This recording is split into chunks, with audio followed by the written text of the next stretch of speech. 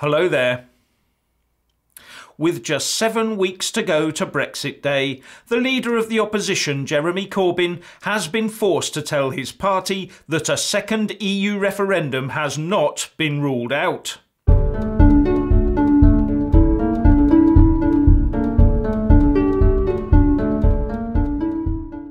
Jeremy Corbyn's recent letter to the Prime Minister, which laid out his Brexit policy but did not refer to the second EU referendum that many in his own party want, has brought his party to the brink of splitting.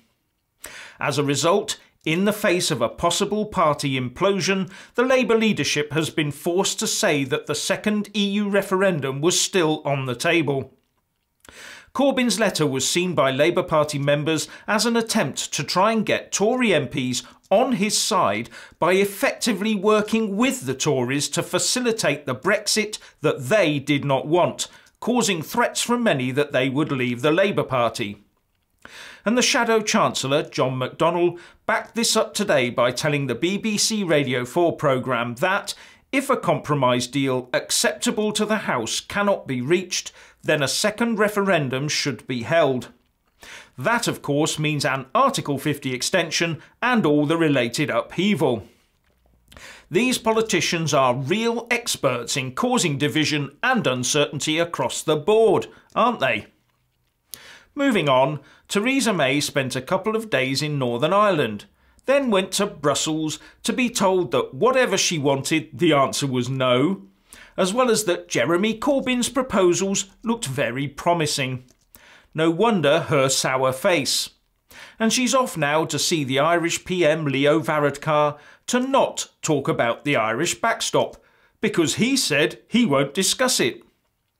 Commenting on this, the UK Independence Party leader Gerard Batten said that Mrs May was just involved now in pointless meetings. He also said that the Irish border issue had been blown out of all proportion and that it should be a matter for heads of national governments to sort out.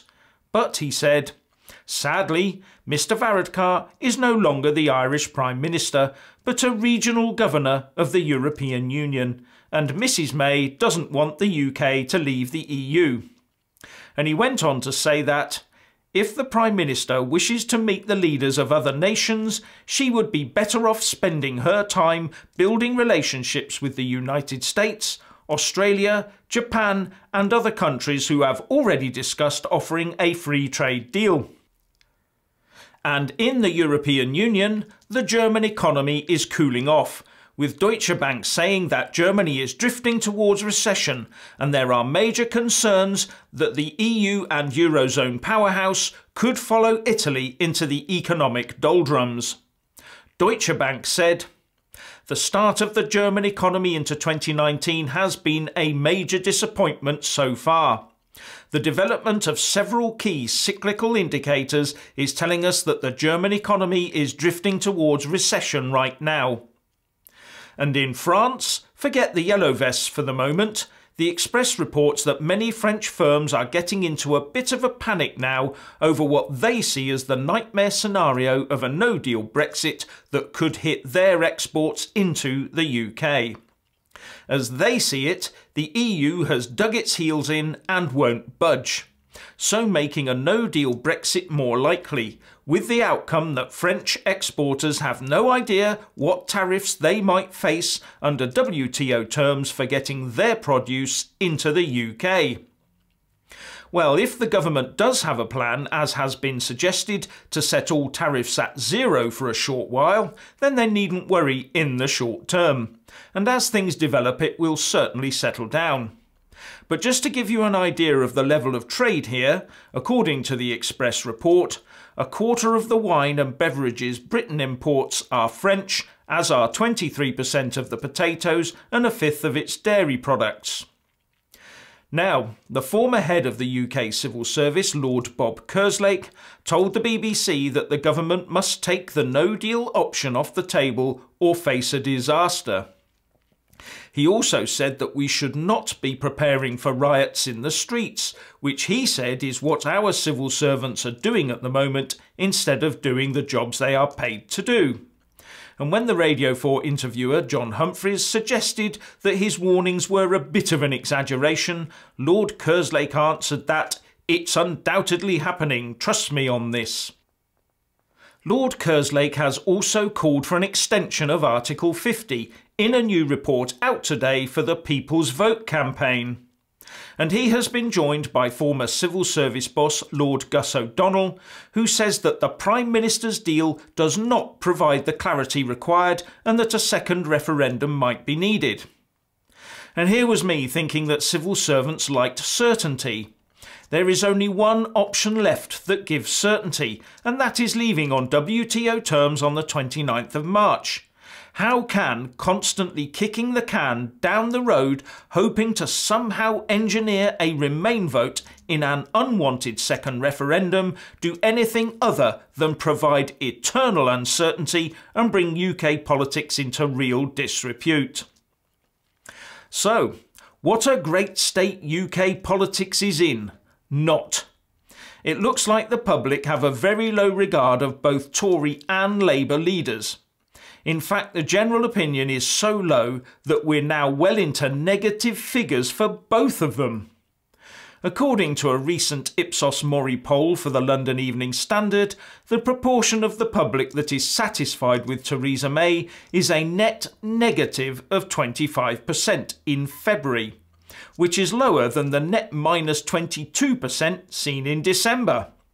And as for the Labour leader, Jeremy Corbyn, it has fallen from a very low minus 32% in December to minus, get this, 55% in February. As the Ipsos Mori head of political research, Gideon Skinner, said, normally you would expect to see one leader up and the other one down. But having the PM and the leader of the opposition competing as to who had the best negative rating, this must be a new low for UK politics. This surely is what happens when you say you are going to do one thing in response to the largest ever democratic vote in our history, then blatantly go about doing the exact opposite. Now a bit of despite Brexit.